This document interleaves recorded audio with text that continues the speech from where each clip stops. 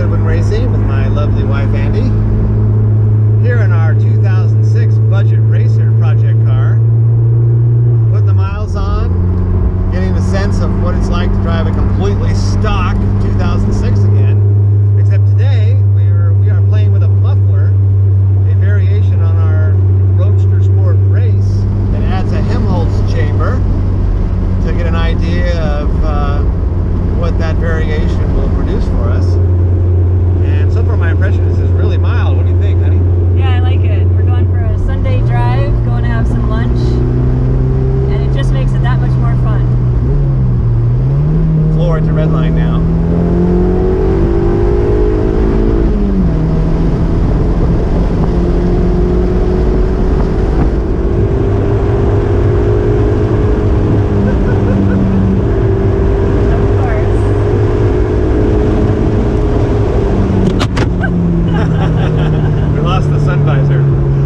Well, this car, for its age, still has pretty good pull. We'll get it on the dyno soon